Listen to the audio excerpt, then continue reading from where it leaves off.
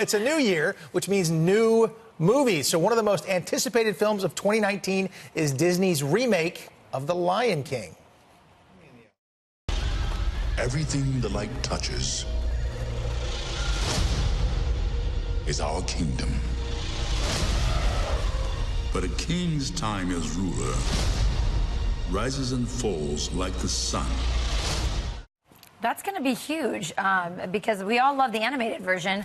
Joining us now to count down the biggest movies to look forward to this year, Fox News contributor Kevin McArthur, lover of all movies.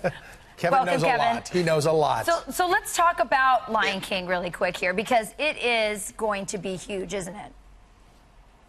Well, before we get to that, Rachel, Dean, and Pete, Happy New Year to all three of you. Thank you so much for having me on today. It's an absolute honor. And Dean, you know I watched you growing up. This is pretty cool to be on TV with you. Thank you, Kevin. You know, one of the things you know I'm a fan, Dean. But yeah, The Lion King this is going to be amazing. I thought that Jon Favreau did a brilliant job with the live-action remake of The Jungle Book. So I'm very excited to see what he brings here with The Lion King. And James Earl Jones returning to do Mufasa. I love the casting of Donald Glover, Beyonce, Seth Rogen. I don't know how much of this is going to have live action. I mean, obviously, based on the trailers, you're seeing a lot of CGI with the animal aspects. But I'm curious if some of the landscapes were done with practical in-camera work. So we'll see what happens there. I'm very curious about how Jon Favreau is going to kind of work this out. And I wonder if the Elton John aspect, the music, will be a part of it as well. We'll see. I'm excited about that in July. All right, Kevin, that's number 5. Number 4 on your list, Glass.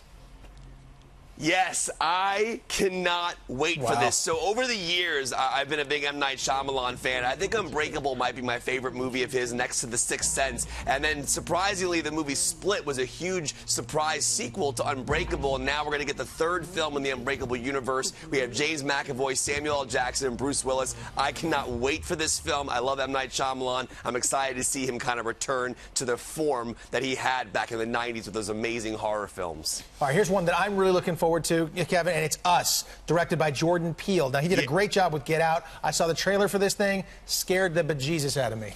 Wow.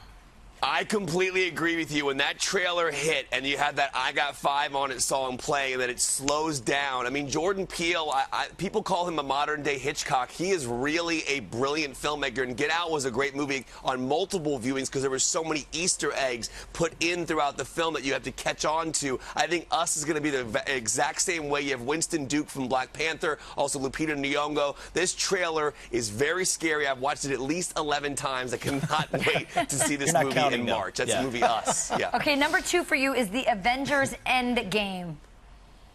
Yeah, I mean, listen, the Russo brothers did such a brilliant job, Rachel, with the movie Avengers Infinity War. I think they're my favorite filmmakers working right now in the Marvel Cinematic Universe. They did Captain America Civil War, Captain America Winter Soldier, obviously Avengers Infinity War, which had one of the most insane endings of all time. I loved Josh Brolin as Thanos. But Endgame, the new trailer that came out, gives us a peek into what the Avengers are doing post what happened with Infinity War. I love this trailer because it doesn't give away too much, but gives us enough to hold us over until April. I cannot wait to see what happens in Avengers Endgame. Kevin, the superhero movies seem to see no end. We'll see. We'll check it out. Now, number 1, Once Upon a Time in Hollywood.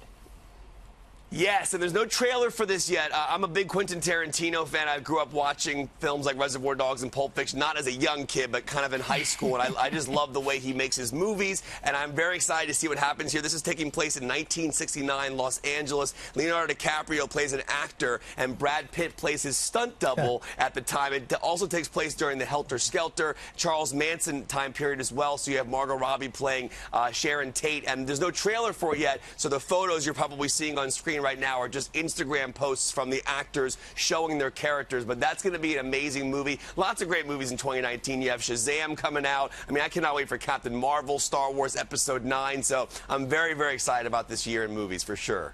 Big year for movies, Dean. Big year. It is. And thank you, Kevin. Appreciate that. And we'll hear more from you as the year progresses, I'm quite sure. Thank you, Kevin. Happy New Year. Happy New Year. Happy New Year, Man of Steel. Happy New Year, sir. Bye, Dean. Bye-bye, Kevin. All right.